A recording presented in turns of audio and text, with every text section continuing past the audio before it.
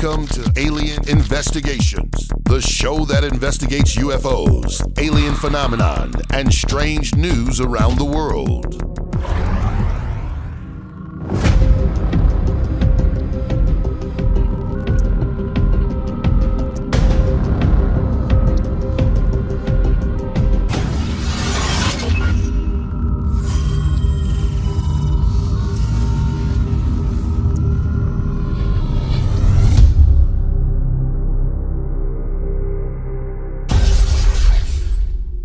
Ronnie here with Alien Investigations.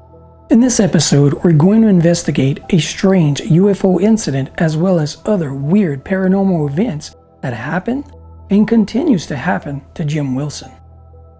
Now, in case you didn't know, our in-house investigator and field reporter, Magdalena Masso, headed down to Vero Beach, Florida to conduct a live interview with Mr. Wilson to get a first-hand report of what really happened back in 1985.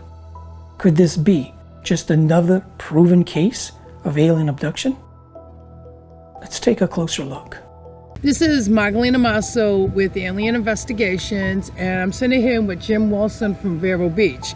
He has a very interesting story to tell, and we're going to bring it to you. So, Jim, why don't you start at the beginning and tell me what, with the first encounter, what happened? Well, it was back in 1985. I was here in Vero Beach, Florida. It was a fall evening. It was nice out. I used to keep a boat in a slip right around the corner from where we're sitting now.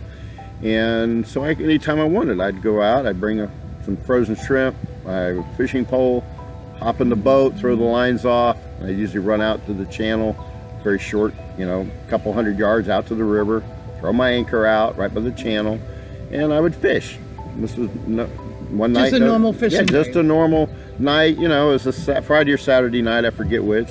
And I decided about 11 at night, hey, I'm going to go out and go do some fishing for 2 or 3 hours out on the water. It's so nice and peaceful and calm, and I enjoyed it. So I got my stuff together, came out to the boat, threw off the lines, went out in the channel, right next to the bridge, which is the Merrill P. Barber Bridge. And it's no longer here? No longer here. The new Merrill P. Barber Bridge is to the north of it. Okay. The existing bridge at the time isn't now gone, but we do have our point park here that's, where there's remnants of the piling, so I could show her for reference.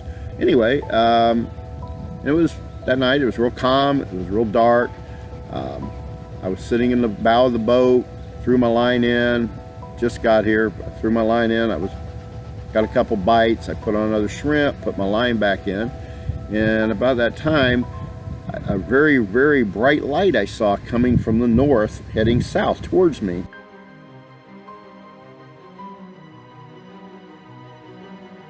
And it was so bright, I had to tip my cap down to keep the light from blinding my eyes, because I had already adjusted to the dark, and it was like, oh, terrible. It wasn't a helicopter? No, it was just like a ball of light, which I first, my thinking was it was a barge coming up the river, like I'd see them sometime, and all you see is the light, and it moves back and forth. This didn't do that, but it was just a bright light. But I've seen barges at night, I didn't think a second thought about it really, except, wow, that's a bright one, and I put my head down like that. And the next thing I know, it was like, wham.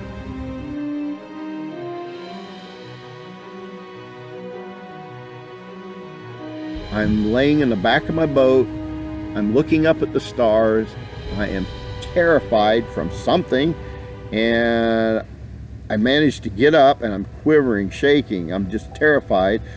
I go up, I throw the bow line off, my fishing pole's still in the water, left that, I went back, cranked the boat up, spun it around, went back to the slip. When you woke up, yeah, because it's like you fell asleep or something. Or something happened. I was in the bow of the boat. And then you woke up and you were... Right, it was a 22-foot boat, the 23-foot. I was in the bow, and now I'm at the very back of the boat next to the outboards in an open area behind the seat, looking up at the sky. Wow. So I'm nowhere near where I was, Wow. And the fishing pole was laying just on the deck up front.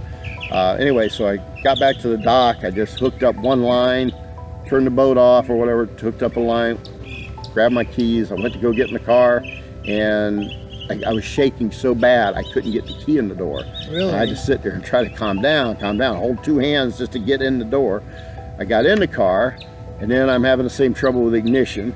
And I looked, and back then we had the green LED clocks in the cars. It was real popular. Yeah, I remember them. And I remember seeing it when I got out. It was like 12:05 or whatever it was. And I'm like, oh, this will be a late one, I'm thinking, as I'm getting there. Well, all of a sudden, it's 2 a.m. or within a few minutes of 2 a.m.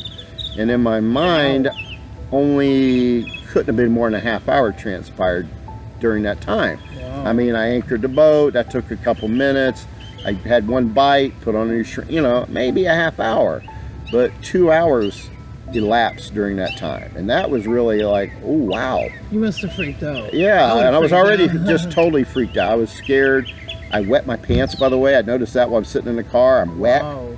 I'm like, ooh, wow, okay.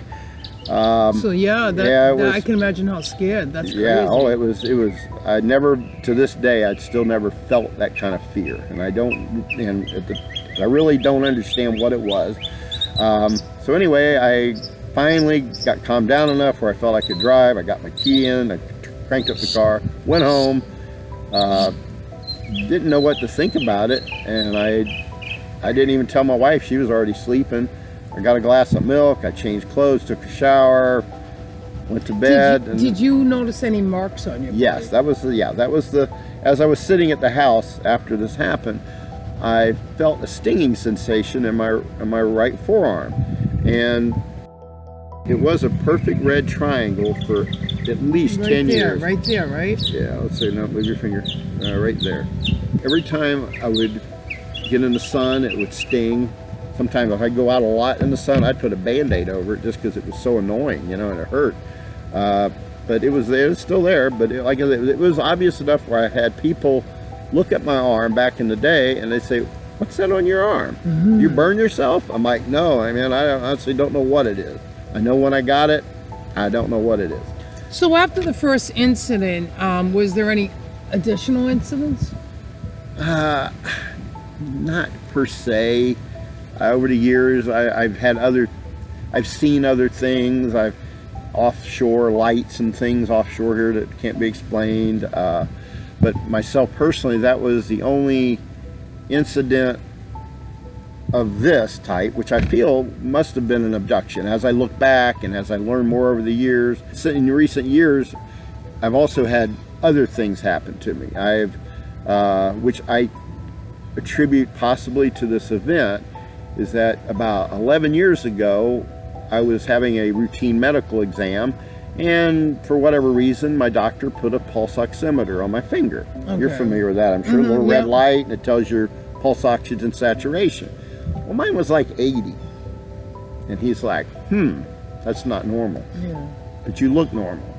And he did this and did that. He checked this, checked that. He goes, you look perfectly normal, but you got the pulse ox of a lizard. He goes, this isn't normal. Let's do some tests. So he sent me to a heart doctor, a lung doctor. Eventually, I ended up at Mayo Clinic. Can they find it? Did they find it? They did a DNA test finally, and they found I have something called HB Sunshine Seth, and I have a unknown variant, as they call it. Also, it's a Seth syndrome or whatever, and it has to do with the way your red blood cells are shaped and how it accepts the white blood cells as they attach to it. Mine are deformed. But they said that I'm the only person known to exist that has 2 of these Seth syndromes. Really? And I might be currently one of 2 that even have the HB Seth, which I'm connected with a family in England who their son has the HB Seth, but he doesn't have 2. I'm the only one with 2. And during all this, they did a sleep study, and during the sleep study, my pulse ox level goes down to 50%. 50%? Yeah, normal is 98. I know. So I go down to 50% in a deep sleep. And they were trying to say sleep apnea, this, that, the other. No. But what it came down to, my sleep process is a bit different than a normal human. So it's like it's like I can hibernate. And you were perfectly healthy, no problem. Oh yeah, you perfect. just went and I for still a am. routine. Yeah. It was a routine medical exam with a very thorough physician, and that's when he discovered that. So I'm thinking maybe my syndrome and this I've had all my life. Maybe I've been born with it. Yeah. And maybe if it was an alien abduction, am I an experiment? Yeah, and a lot of people do not believe or do not understand that. And there are case studies of people being, and like you know what I mean? Or whatever. Yeah. Like, if it isn't you, this is just normal stuff. I truly believe that we are being tested on, certain people are being tested. Right. The question, and I'm sure our viewers are gonna ask about this is, one of the things, that the government makes new technology things left and right. And we've seen things on Facebook of this airplane, whatever it was, and it goes up and down. It's like it moves like a UFO. Right. So my question to you is that when you have encountered this stuff and people tell you, do you think it is government or do you think it's a real thing? In your opinion, when these people tell you, do you think that they could be misinterpreted for something that like the government's making? And the reason why I'm asking you is because like the government has all kinds of junk out there, you know what I'm saying? Right. But there is stuff that really happens. Right, yeah. So but I think it could be a mixture. It wouldn't surprise me if in the future, as far as technology's gone in recent years, that even in a century from now, 2 centuries from now, they learn how to time travel. Yeah, I know. And they may have technologies so far beyond anything we can imagine today. Oh, they're not going to tell us either. And who's to say they're not coming back here to help change the future or to whatever they could be doing? Exactly. What we're calling aliens may be us. I know. And see, that's what people don't understand is like aliens, everybody thinks it's like this, little green men. And you know what? We could be the aliens. These guys could be normal. Right. And and do we really got proof that the aliens look like this? This is our interpretation, which is kind of cool looking, but it is. I mean, but I don't remember any of that. I don't have any anything. Whatever happened during that point in time, I don't have any memory of it. That's all I know is amazing. It scared me. It scared you. I was at some point, it must have been before I got put back down, something happened that just terrified me and made me wet myself. Did you ever go back on the boat again out there? Not at night. No, you have never been out there again? No, I don't. I haven't gone. Actually, I have not been on this river at night since that night. Wow. I've been on the beach, and I've walked the beach, and I've done my thing there, and I've had my experiences. But being on the river, that just somehow psychologically messed up. So did you sell your boat? Oh yeah. I can Not long imagine. after, actually. Oh wow, that's amazing. And if you look on the MUFON site too, I've learned. Yes, I'm on You look at all the sightings. Just look Vero Beach. Yeah. Or Indian River County. Well, I did that before I came, and I couldn't believe it was like, oh, woo! Yeah. And back in the day, I've had a lot of people from my different groups. Again, they message me. I have a number of groups that are growing up in groups. They're reminisce groups. So you put a question out. Well, what do I got to do? I put a question. Anybody ever seen any paranormal, any UFO, anything like that? And danged if I did. I had people 75, 80 years old sending me things about things they saw as a kid. People are more open. The guy I called my dad, he was with something called the Sea Scouts back in the day. Oh, yeah. You remember? Because we don't even have them. They later became, And he said that when he was doing something behind the moon, he said he saw 2 things come like this, go like this, go up and behind the moon. And the next thing you know, you see him shoot it like it. And this is my dad who's 81 years old. And he's not crazy. He's all, you know what I'm saying? And and that happened right here. Yeah, like I say, and this is all just my experiences, but I say I've had other classmates come to me, confiding in me that I don't tell anybody. Well, because one of them was an instance near our graduation time. They were the 2 people, husband and wife. I still know them. They're still friends. They were driving down one of our roads out a little west of town, and all of a sudden they see something hovering above the road. And oddly enough, opposite of what you'd think, they drove under it. Her boyfriend drove under it and stopped. He got out. He looked up at it. She did the same. and it was vibrant. She said it looked a circular disc, like a typical UFO over their head, and it was humming, and it made them, the whole van vibrate, and it made them tingle like.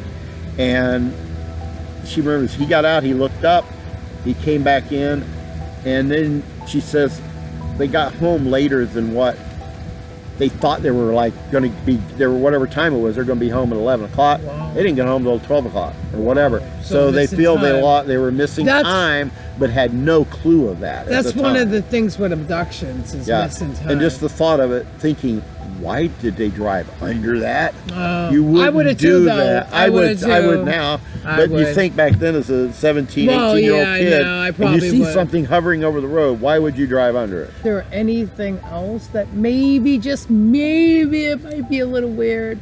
Well, I took a photo, I guess it was 2 years ago, year and a half. No, in July 31st, 2015, actually. Oh, I was out on the awesome. beach with some pirate reenactor friends trying to reenact a night shoot in the water as if the people who wrecked on the ships were coming in the shore, and they're wading in the water and laying on the beach. Anyway, during that, I was taking the photos, and in one of my photos, I had them in the foreground, the ocean grill in the background, and above the ocean grill, there was like a meteor looking thing.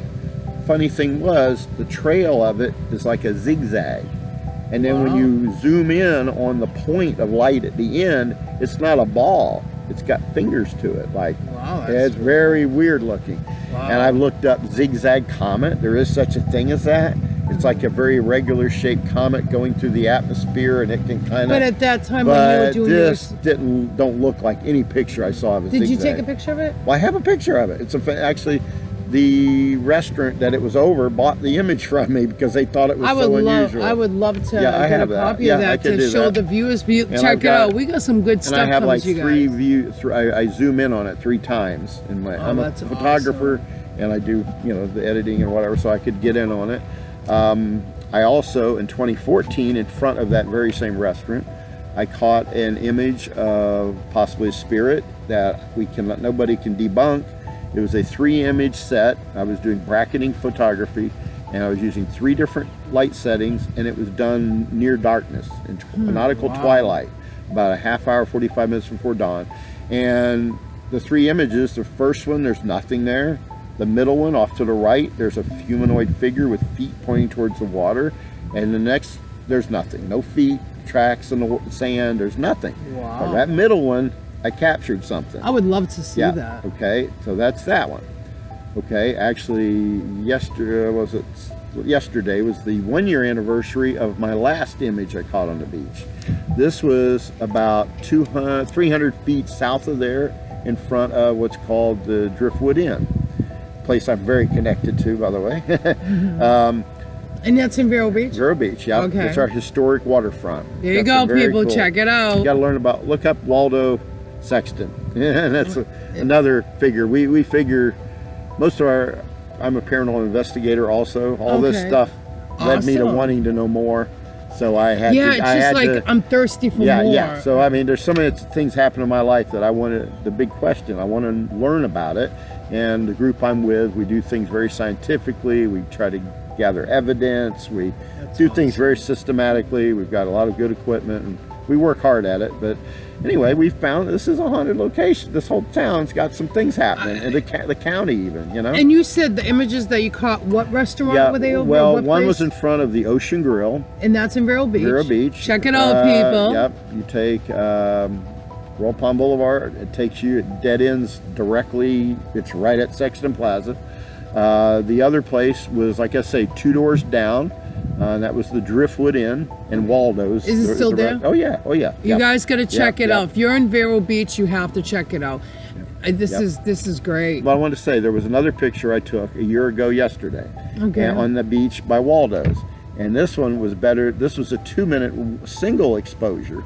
And during that exposure, I had no one in front of me. I set the camera for long exposures called bulb setting. I'd hold the shutter open, and I was doing it for 2 minutes, and I shut it off. And what it does, it allows you to see in the dark. Yeah. It makes the water go flat. It makes things just look really Yeah, better. really cool and special, you know, mysterious. Yeah, my boss is actually in charge of that stuff. Okay, so doing that, you know, in that one of the 2-minute exposures I took at 10 o'clock at night, there was this apparition of a woman. I found it when I was editing my photos. I was brightening up the exposure, and hopefully you can hear all right. The wind's whistling a little bit. I'll move a little closer over here. Yeah. All right. And anyway, in that image, there's a woman. To me, she looks like Princess Leia. Really? But it's like a white dress. And you have this image? I have that image, yes. It was published in a local magazine. Really? In February, in Vero's Voice, February edition. And then we continued the second part of it in March. Okay. So people know where to, where they go, where if they wanted to look this up, where would they look it up? Vero Voice magazine, and then you go, they have their back issues, and they open up into a viewer, and you can view the article. That's awesome. It's about our paranormal investigation group, and then it has this in it. If you send me the links, I will attach them to this video. That's awesome, people. We got some great stuff happening. Yeah, so that's, you know, some of the things. So, but oddly enough, I had two fairly well known, but very good psychic medium friends of mine I'd met over the last year. They came and they actually stayed a night at the Driftwood Inn, and they went down on the beach with me at night at midnight. So I wanted to introduce them to my beach because there's spiritual activity on that beach. It's all over I feel it. I wish I was staying here a little longer. I'd love to take you out there. I would love to go out there. And anyway, so they were on the beach with me at the stairs right at the foot of Waldo's, and we were together. We would meditate, zone in on what's going on there. Anyway, both of the mediums both picked up on a Spanish woman, and by the way, their last name's Garcia, and so they're Latin, they're Hispanic heritage, and they speak Spanish. And they had a Latin woman or Spanish woman come to them wanting help, and she was wearing white. They described it to me the night. This happened 2 weeks before, and she was in white. She looked just all terrible, her hair, everything, and she was begging, "Please help me, please help me." And that's what I didn't see it. Yeah. But I always feel goosebumps and get weird feelings out on the beach there. And so anyway, then I happened to go out on the beach 2 weeks later, which is weird. When I went that night, I was home. It was a work night, like 8 o'clock at night. Something told me I needed to go to the beach and do long exposures. Wow. So I told my wife, hey, I'm a photographer. I do outdoors. If it's raining somewhere, I'll just leave. It's raining in downtown. I got to go do shit. Yeah, so she's used to it, but she goes, okay. So I left and I went out and did this, a spur of the moment, like something was calling me to do that. Yeah. Very weird, you know. And then to come to find out later, and I didn't even know it at the time I was there, I captured anything. That's awesome. It's just when I'm going through doing the editing and I bring up the exposure on this one image, and it was like, whoa, it's right there. Have you ever had anything negative happen to you? Yeah, that was on a beach up near Wabasso back actually in the 80s. After my incident here, I had a thing on the beach. I'm also a treasure hunter, and I go out I can go out in a storm if it's right in, because you're not supposed to be on the beach during a storm. Yeah. But sometimes you can get out there. And when you do, it's very dangerous. I know. You got a headlight. You get treasure fever. I'm out on the beach. Waves are coming in, and they go out. And I'd find something. I'd dig frantically for it. A wave would come and hit me. And I had a waterproof detector, but Yeah. Anyway, I wasn't having a really good time that night. It wasn't a lucky night. But anyway, the sand dunes here, and I'm walking along. Anyway, I'm doing my thing. All of a sudden, my headlight went out. I'm like, oh crap, I'm in total darkness. And a storm like that, there's no moon, there's no star, there's nothing, and there's no lights. And it's scary. Oh yeah, it was just, and then I had my headphones on, and all of a sudden, my detector went dead. So now I'm on the beach, I have no detector, I have no lights, and it's dark, the waves are beating me against the sea, the sand dune, and I'm like totally disoriented how far I was from where I accessed the beach. It's total blackness. It took me about over an hour to make my way back, and by then luckily a little twilight came by the time I got to the where the steps were, and the steps were already washed out, but I was able to get back up and get out. Yeah. But anyway, during that time, well, I skipped a very important part. Yeah. The lights went out, I'm going along, and all of a sudden I had like something in my face, like mean, mad, Really? something like hollering at me, and that really freaked me out. You didn't know what it was? No, it was like something was telling me to go away, you know, like psychically that's what I was picking up. And it was like it was screaming at me, you know, just leave, go away. That would have freaked me out. Oh, and I'm in the dark, I'm away, and so like I said, then I had to go make my way and keep my composure so I wouldn't get drowned and get back and out. Since then, I have a paranormal group on Facebook. I have a 1715 Fleet site on Facebook. Okay, make sure you send me those links so our viewers can definitely jump on them. On the 1715 Fleet group, I asked, because on there I have some of the world's most renowned treasure divers as members of my group, and some of them are friends of mine. And I put a question out there: have anyone had any paranormal incident happen, whether underwater or on the beach treasure hunting? And I said, don't message me, send me anything here, just message it to me. And within hours, I had 2 or 3 of them. Wow. 2 of them was in that same location. One was on the beach. The same thing happened to him. He lost his power to his headlight, his detector, and something screamed at him to get the hell out of there. Really? And it was I want to check out this beach tonight. And it was during a storm. So that was, well, I don't know. What do you think? I'm telling you, I'm the type that will go out there. I break all the rules all the time. Well, they closed the beach at night. You can't get in there now. You want to go back? So and then another diver said, a diver who was working a wreck offshore, and he said he was in about 15 foot of water in a 10-foot hole where they use what's called a mailbox, and they deflect the prop wash down to the bottom, and it blows the sand away so you can get down to the older layer and get in with your detector. He was in the bottom of a hole working his way up during the broad daylight, and all of a sudden something got in his face. Man. And he saw it. It would look like almost like a pirate, you know, a seaman, really? You know, whatever. That's how he interpreted it. And he was in the bottom of a 10-foot hole. So he's 25 foot deep, and you're not supposed to shoot straight up out of the water. You can get the bends, you can get whatever. And he did. He said, I was out of there. He goes, I was so terrified I would not get back in the water the rest of the day, and I told him, do not go back to that spot next time. So you know, and we were talking earlier, you're not the first one. For me, you know, other people have come to me and say, you know, hey Mags, there's stuff going on in Melbourne Beach, which is just on there's a 1715 Fleet wreck off of Melbourne. If you look at Palm Bay and you go straight across the river to the beach, there is a 1715 Fleet wreck. Really? That they suspect anyway, 1715, that had been discovered in the last couple of years. There's been a lot of people coming to me. Again, the same tragedy, same thing happening. That's amazing. And now this is one fleet in one segment of time, in one night.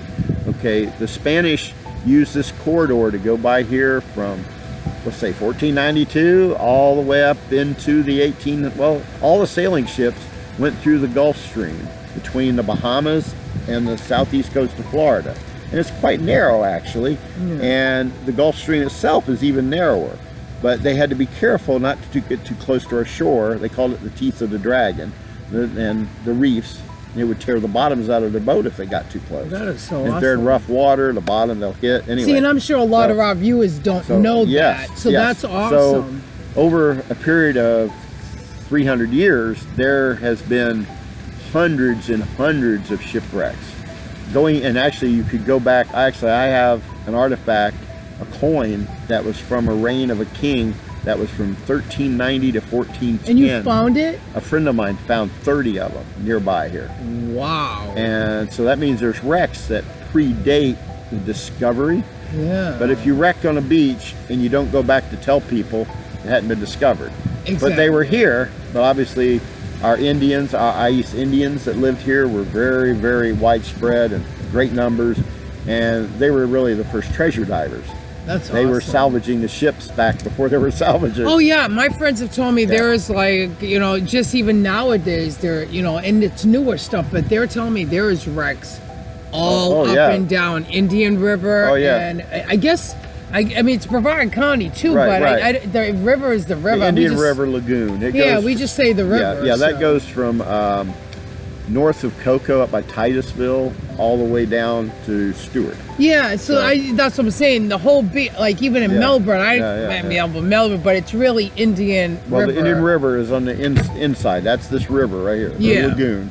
On the outside, that's the Atlantic Ocean. Well, yeah, So we call it the Treasure Coast up to Melbourne, down to about Stewart. That's the name. Yeah, Treasure Coast. The merchandiser, you know, government official's name. yeah. But really, it extends much further. Oh yeah, definitely. Because where the ships came, what they would do, they would come from Cuba, and they came up, and right at the point of Canaveral is where they made their turn, and they set a heading for home to Spain. That was where they knew to make their turn, and then they set a compass heading for Spain and tried to head. Awesome! My boss in the Gulf Ronnie Stream. won't have to do a whole lot of investigating. Yeah. That is awesome. So anyway, That is so interesting. so we have a lot of history here. We have the Ice Indians. With them, they have a lot of history. We have even a Vero, what's called the Vero Man site. It's kind of a world-renowned site for finding human remains next to extinct, not necessarily dinosaurs, but very early creatures.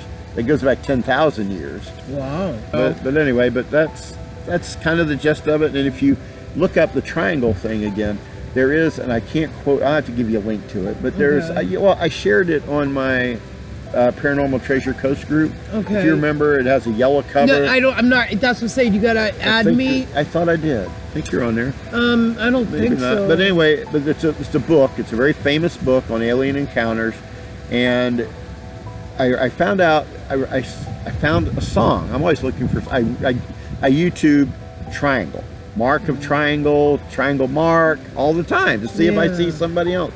Well, there is a group that has a song out called The Mark of the Triangle. Really? And I can't remember their name right off.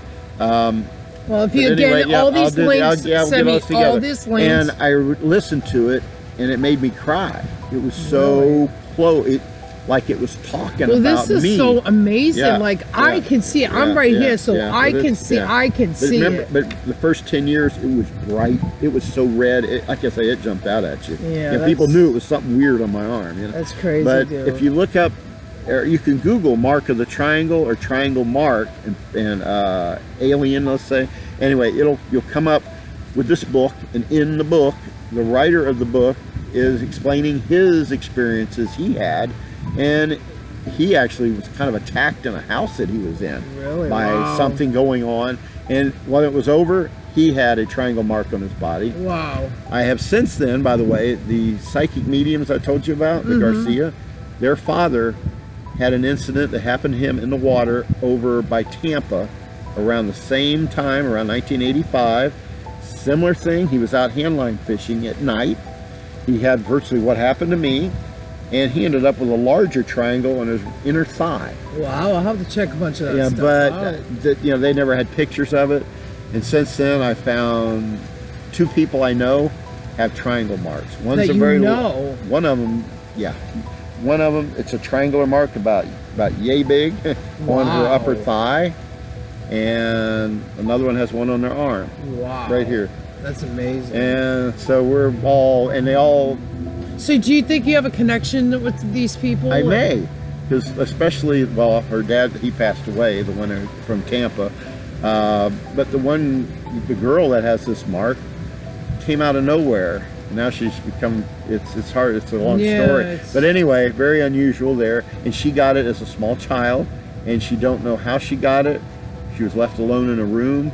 Her parents came in the room, her mother, she heard her crying, and she had this mark. It was, she was a little kid, 2 years old maybe. And she thought, oh my God, she got into the iron. Well, he went and found the iron. It was wrapped up, put away, and it was cold. Yeah. It wasn't anywhere to be found. There's no reason to explain why this young lady had a red triangle, like burn mark on her leg. That's crazy. And she don't know to this day. I'm Magdalena Massa with Alien Investigations, here with Jim Wilson from in Vero Beach. Yeah. And check out the upcoming pictures, and we're going to post the links below. And check it out. Truth is out there. Yeah. Thanks for watching Alien Investigations. Be sure to like, share, and subscribe because there is more great stuff to come. And always remember, guys, to have your phones and cameras ready because you never know when you'll see something strange or unexplainable. I'll see you right back here every Wednesday with fresh new episodes of Alien Investigations. Hey, brother, watch another!